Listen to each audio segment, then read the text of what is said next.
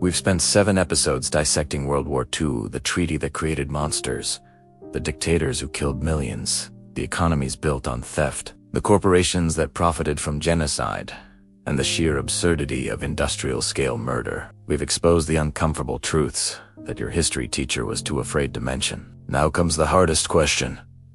Did we learn anything? Or are we watching the same patterns repeat with better technology and worse self-awareness? Welcome to the finale. This is where it gets uncomfortable. Alright, buckle up, because this is where we connect the dots between the 1940s dumpster fire and the 2025 tire fire currently burning. The circus never left town, it just got a software update, better special effects, and a social media strategy. Let's start with Russia. Because if there's one country that's been cosplaying as Nazi Germany while screaming about fighting Nazis, it's Putin's Russia. In February 2022, Russia invaded Ukraine, launched a special military operation claiming they needed to denazify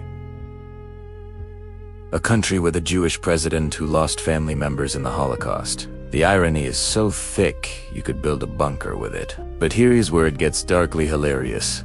While claiming to fight fascism, Russia has been checking off every box on the fascist bingo card. Cult of personality around the leader. Check. Check. Putin's face is everywhere on billboards, murals, propaganda videos where he's shirtless on horseback, because apparently that's leadership now. Aggressive nationalism. Check.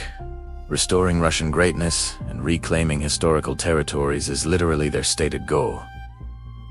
Scapegoating minorities. Check. LGBTQ people, ethnic minorities, and anyone who doesn't fit the narrow definition of real Russian are persecuted. Suppression of free speech. Check. Independent media has been shut down. Journalists imprisoned or murdered. And dissent is criminalized. It's the Molotov-Ribbentrop, packed with better PR. Stalin claimed to fight fascism while partnering with Hitler to carve up Europe. Putin claims to fight Nazism while running the most fascist-adjacent regime in modern Europe. The script is identical. They just changed the fonts and added a Twitter account. And the symbolism...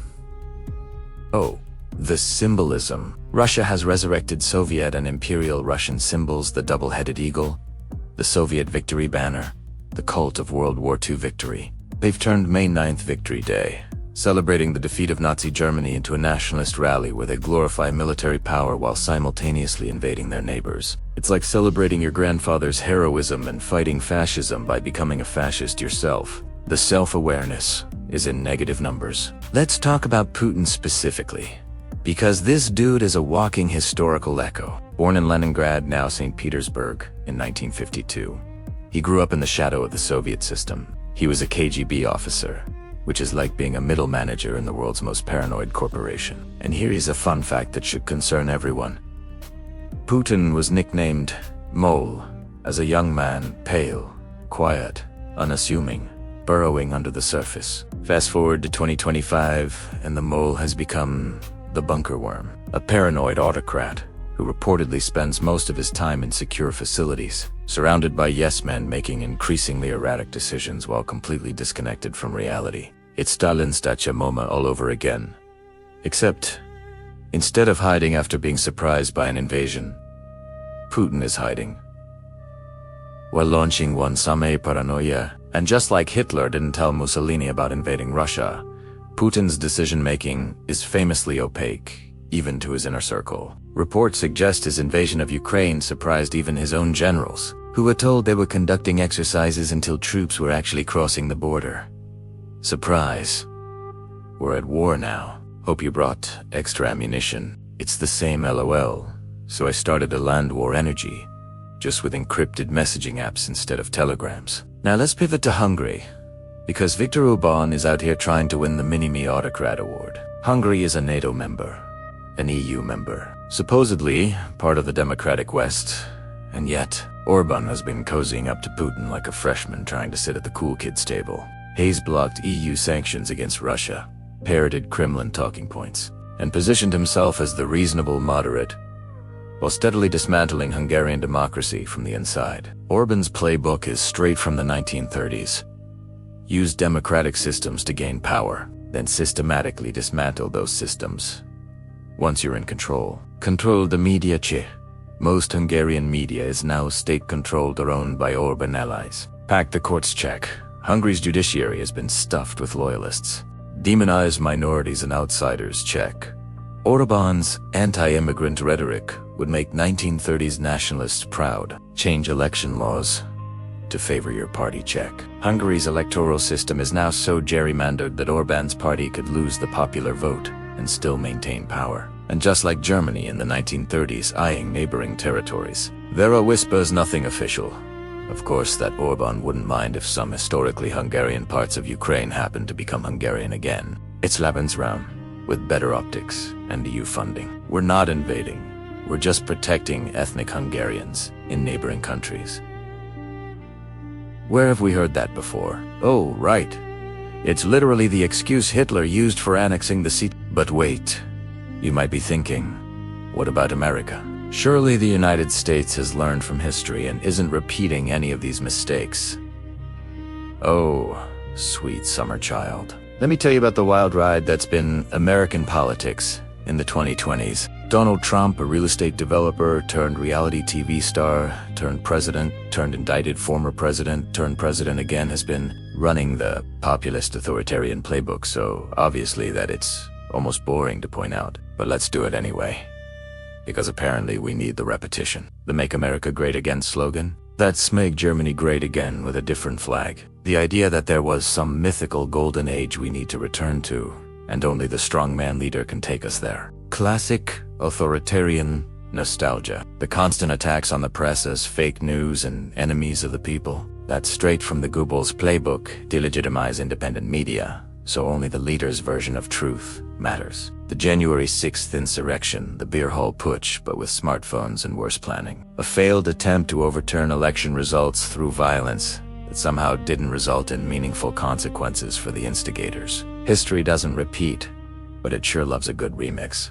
And Trump's recent behavior, posting images of himself as the Pope, as a king, as various grandiose figures, that's cult of personality building. The One Big Beautiful Bill Act, trying to consolidate massive legislative power into a single piece of legislation that would fundamentally reshape government. That's the Enabling Act, with more adjectives. The threats to prosecute political opponents, punish media that criticizes him, and purge the civil service of anyone disloyal. That's Gleichschaltung, the Nazi process of bringing all aspects of society under party control. Now, before anyone accuses me of being hysterical, let me be clear. Trump is not Hitler. America in 2025 is not Germany in 1933. But the patterns are there. The rhetoric is there. The authoritarian impulses are there. And most concerning, the public's willingness to go along with it, or at least not actively resist it.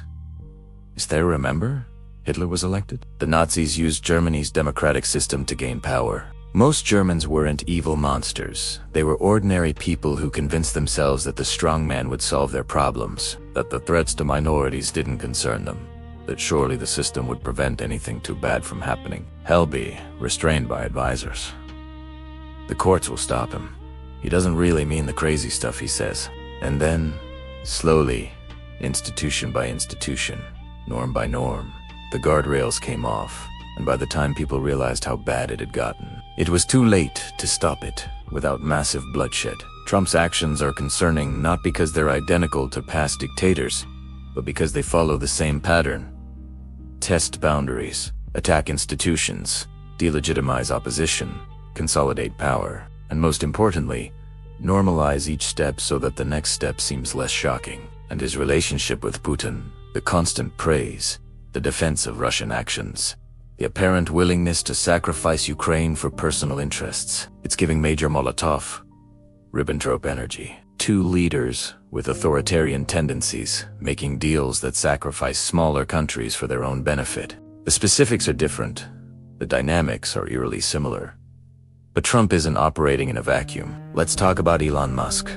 Because this dude has been on his own weird authoritarian journey. Musk bought Twitter, rebranded it to X, because branding, and has used it as his personal propaganda machine. Hayes amplified far-right voices, reinstated accounts that were banned for harassment and misinformation, and turned the platform into a megaphone for his increasingly erratic political views. The Musk-Trump dynamic is fascinating because they're both malignant narcissists, competing for attention and control. The Deport Elon movement started when people realized that an unelected billionaire was effectively making government policy decisions through unofficial advisory roles. It's like if Henry Ford had been appointed to run American military logistics in World War II, based solely on the fact that Hitler liked him. Musk's companies receive billions in government contracts and subsidies. He has the ear of the president. He controls a major social media platform that shapes political discourse. He's accumulating the kind of power that should terrify anyone who's studied history. Because unchecked, concentrated power, whether governmental or corporate, always ends badly. And the business of war? Oh, it's never been healthier. The United States defense budget for 2025 is over $900 billion. $900 billion. That's more than the next 10 countries combined spend on their militaries. The same companies that built tanks in the 1940s, Lockheed, Boeing, Raytheon, are now building drones, cyber weapons, AI-driven targeting systems, and satellites that can watch you pick your nose from space. The profits are astronomical. Defense contractor stock prices have been soaring, and the revolving door between the Pentagon, Congress, and defense contractors is spinning so fast it could generate electricity. Generals retire and immediately join the boards of companies they used to award contracts to. Congresspeople who vote for defense spending get campaign contributions from defense contractors. It's the military-industrial complex that Eisenhower warned about, except now it's got AI, and nobody's even pretending to be concerned. Remember how Standard Oil sold fuel to the Nazis? In 2025, tech companies are selling surveillance technology to authoritarian regimes. Facial recognition systems that can identify internet filtering systems that censor dissent, spyware that can track dissidents anywhere in the world. The technology has changed. The moral calculus has not. It's still profit over principles, shareholders over human rights, and the public. Well, some things never change. Just like 93% of Americans initially wanted nothing to do with World War II, modern populations are more concerned with the latest celebrity scandal. TikTok trends or which streaming service has the show everyone's talking about than with the slow burn geopolitical crises brewing. It's not that people are stupid or evil, they're overwhelmed. They're distracted. They're fed a constant stream of content specifically designed to keep them passive consumers rather than active citizens. Why worry about democratic backsliding when you can watch a 5-second clip of someone falling off a skateboard? Why engage with complex foreign policy when you can doom scroll through endless memes? The algorithm doesn't care about democracy, it cares about engagement, and outrage, fear, and tribalism drive engagement better than nuanced policy discussion. So the platform's optimized for conflict, and we all get stupider and angrier together while the people in power do whatever they want. So what's the point of all this? Why drag you through 80 years of history just to arrive at the depressing conclusion that humanity hasn't learned a damn thing? Because laughter is a weapon against despair. Because looking at this monstrous, stupid, repetitive beast called history and mocking it robs it of some of its power. Because when you can see the absurdity in the horror, when you can recognize the patterns and call out the nonsense, you stop being a passive consumer of propaganda and start being a critical thinker. The lesson of World War II isn't that one side was purely good and the other purely evil. The lesson is that humanity is capable of breathtaking stupidity and unspeakable cruelty, especially when led by narcissists, grifters, and the only thing that stands between us and a repeat performance is our willingness to recognize the patterns, call out the nonsense, question authority, and remember that the price of peace is eternal vigilance. This has been Midnight Meme Historian, your guide through the ugliest parts of human history, trying to make sense of the senseless. If this series made you think, laugh, or get angry enough to question something you previously accepted, then I've done my job. We started with the Treaty of Versailles, creating the conditions for fascism. We watched Hitler rise from homeless drifter to genocidal dictator. We exposed the Nazi economy as a Ponzi scheme. We revealed Stalin's paranoia and incompetence. We destroyed the myth of Allied moral purity. We followed $17.9 trillion to the pockets of profiteers. We laughed at the absurdity of space weapons and balloon bombs. And now we've connected it all to 2025. The patterns repeat. The playbook is available for any grifter smart enough to read the manual and cynical enough to use it. The only thing that stops the remix from becoming a hit is people recognizing the song before it's too late. So stay awake. Stay skeptical. Question everything. Especially the people who tell you they have all the answers, and that only they can fix the problems. Question the ones who say certain groups are enemies. Question the ones who promise to make things great again by returning to some mythical past that never actually existed. Question the ones who attack the press, undermine elections, and consolidate power while claiming to protect freedom. Hit that subscribe button if you want more brutal honesty about historical disasters. Share this series with someone who needs to hear it, and let's be honest. In 2025, everyone needs to hear it. Leave a comment telling me which episode hit hardest, or which modern parallel you think is most concerning. And if you really want to support this kind of content, the kind that doesn't pull punches, doesn't sanitize the truth, and doesn't let anyone off the hook, you can buy me a coffee at ko-fi.com/midnightmim.